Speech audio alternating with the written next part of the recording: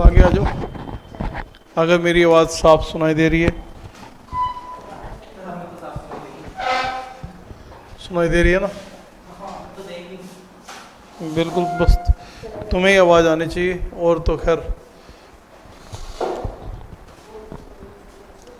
देखो बच्चों, आज का जो हमारा टॉपिक है उसका टॉपिक का नाम है alternating current through capacitor circuit.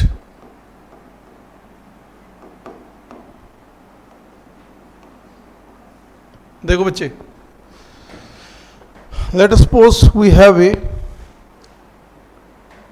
capacitor having capacitance C, and this capacitor is connected with an alternating source. Clear? What is the applied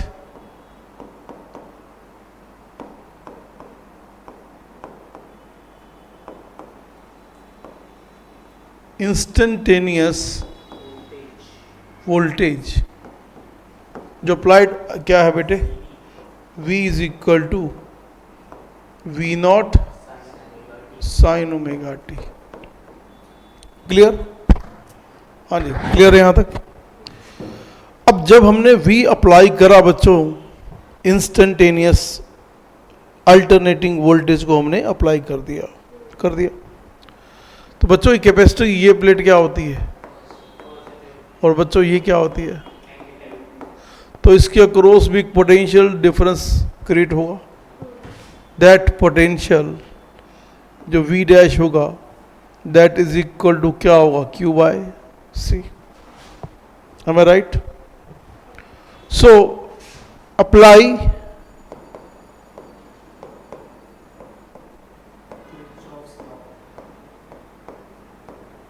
अगर हम किरचॉफ्स लॉ को बेटे अप्लाई करें, क्या कहता है? Net potential in the circuit क्या होना चाहिए?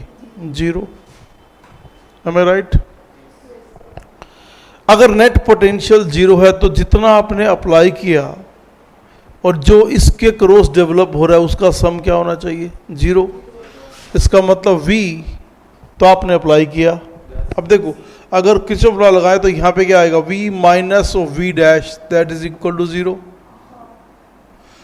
इसका मतलब V is equal to V dash, क्योंकि देखो प्लस से आप कहाँ जा रहे हो? माइनस जा रहे हो, तो that is equal to Q by C। So my dear, what is the charge across this capacitor? C into V। ये मेरी बात समझ में आ रही है आपको?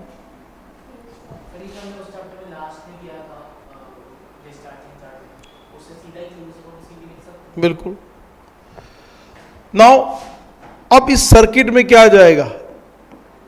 जब हम पोटेंशियल इंस्टेंटेनियस दे रहे हैं, अल्टरनेटिंग दे रहे हैं, तो करंट भी अल्टरनेटिंग जाना चाहिए। तो what is the alternating current? बेटा करंट क्या होता है? I इज इक्वल टू होता है dQ by dt, rate of flow of charge. Am I right?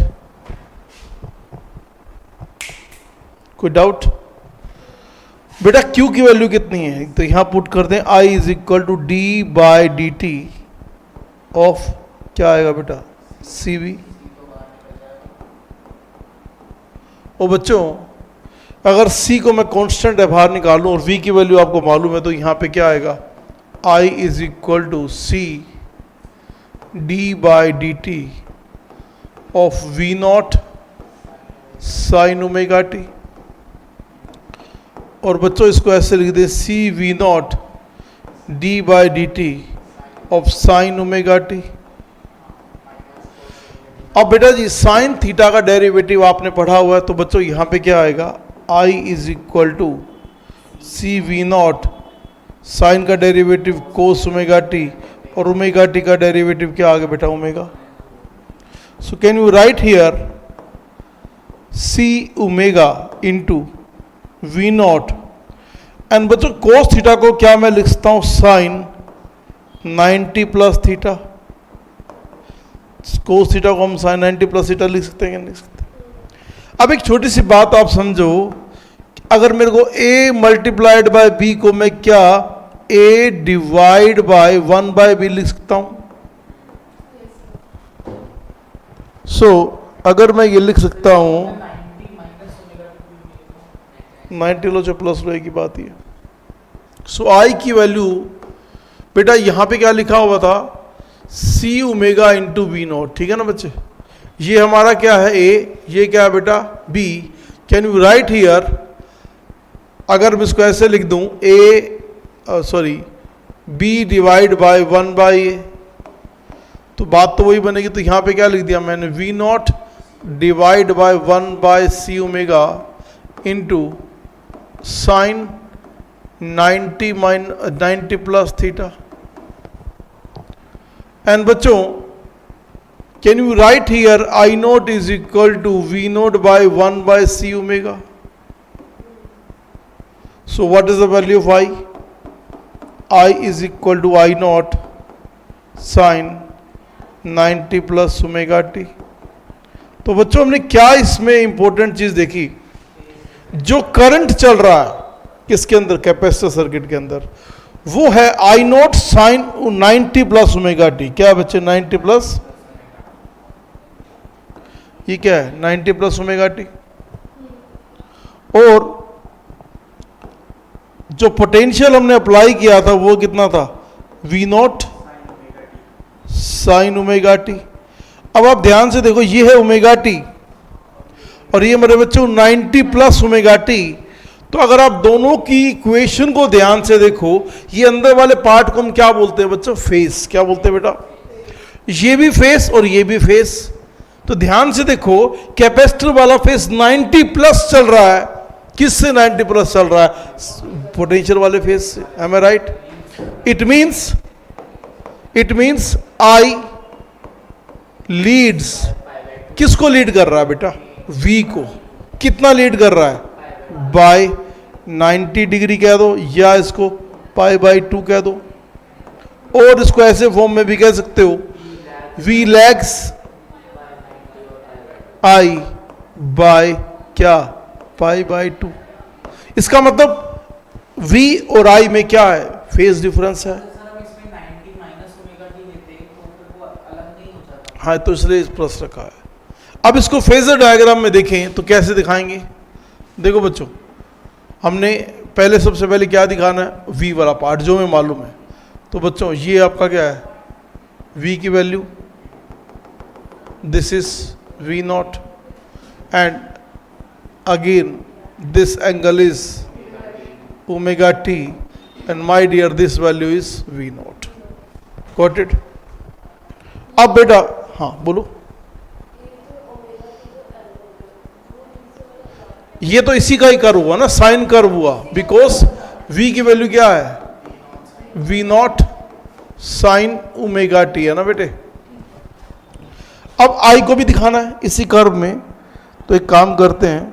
देखो I क्या है, I की अगर ध्यान से देखें, I लिखा हुआ है I naught sine 90 plus omega t. तो बच्चे ओमेगा टी से 90 ऊपर चलना है आपको, ये 90 हो गया, तो ये हो गया 90, ये ओमेगा टी, तो यहां पे क्या मिलेगा आपको, आई नॉट मिलेगा। हाँ या ना, समझ आ रही बात? तो यहां पर भी ये कर्व कैसा बनेगा, 90 तो यहां रखाना ही पड़ेगा, तो ये कर्व कैसे बनेगा 90,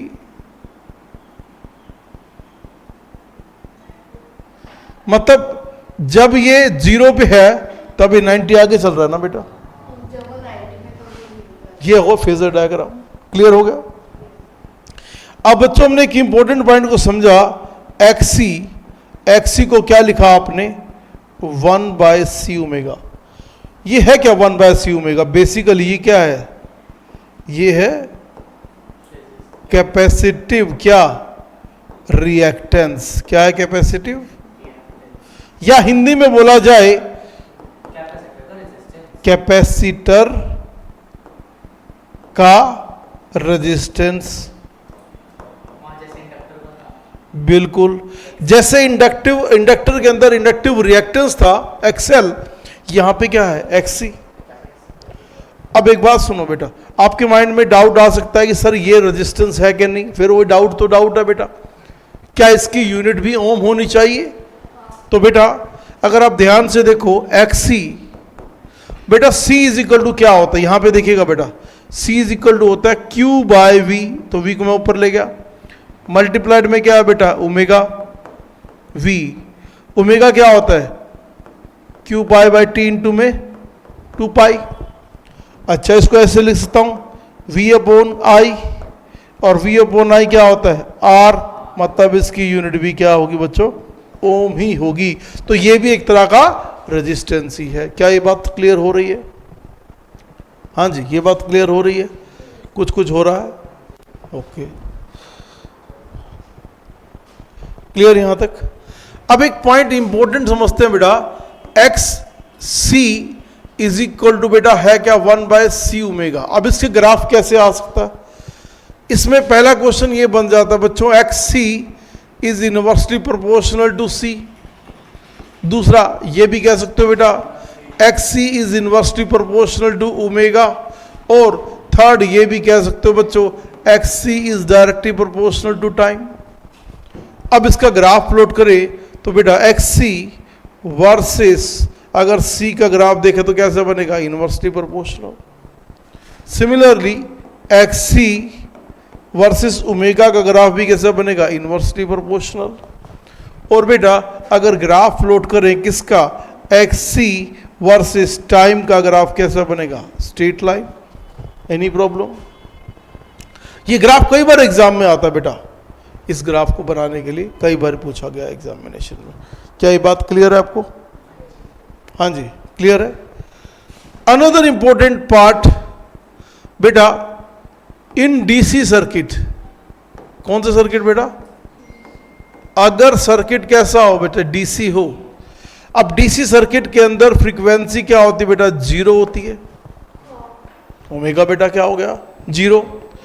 तो बेटा एक्स सी की वैल्यू क्या होती है बच्चे 1 बाय सी ओमेगा। तो बेटे इससे क्या बोलोगे 1 बाय 0 मतलब क्या हो गया इनफाइनाइट। इसका मतलब क्या है, अगर आपने कैपेसिटर को क्या लगा दिया डीसी के साथ लगा दिया, मतलब डायरेक्ट करंट से जोड़ दिया, मतलब बैटरी से जोड़ दिया, जैसे कैपेसिटर है, आपने इसके आगे एक बल्ब लगा दिया और इसको बच्चों क्या कर दिया बैटरी से जोड़ दिया, एम आई राइट। अब क्या होगा, अब इसका रेजिस्टेंस क्या हो जाएगा इनफाइनाइट। अब रेजिस्टेंस इनफाइनाइट हो गया तो बेटा करंट क्या हो जाएगा बेटा जीरो। तो बल्ब विल नॉट ग्लो। बात समझ में आई? बल्ब जलेगा ही नहीं।